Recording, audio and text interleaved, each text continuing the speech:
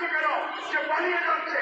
Vote কেন্দ্রের মধ্যে বাস্তবতা বিরিয়ানির প্যাকেট প্রার্থী ঢুকে দেখছে, সিনেমা জিজ্ঞাসা করছে বিরিয়ানি ওইটাকে অধিকার দিতে পারছে না। বহু ছবি সোশ্যাল মিডিয়াতে ছড়িয়ে পড়ার পরও কি করে সাংবিধানিক অধিষ্ঠিত প্রধান নির্বাচন কমিশনার বলেন সেই নির্বাচন নিরপেক্ষ হয়েছে? আমি তীব্র নিন্দা জানাই।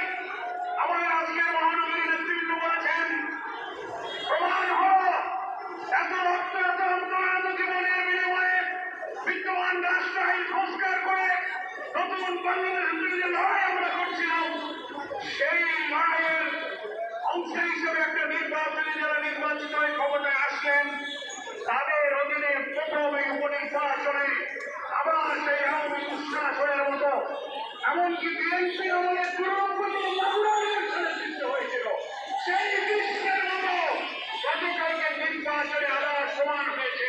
কোন দলীয় সরকারের অধীনে নির্বাচন নিরপেক্ষ হবে না।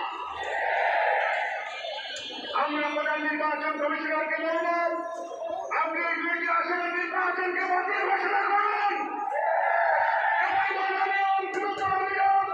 সোশ্যাল মিডিয়ায় ছড়িয়ে পড়ার ভুল প্রমাণ করে সেই নির্বাচন একতরফাভাবে বিএনপির ব্যক্তিরা দখল করে তারা কেটে কেটে ভর্তি করে দিয়েছে।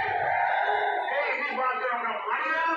নির্বাচন বাতিল করতে হবে। এই দুইটি আসনের পুনর্নির্বাচন দাবি করছে। যারা হামলা করেছে, ভোট কেটেছে, আমাদের লোকদেরকে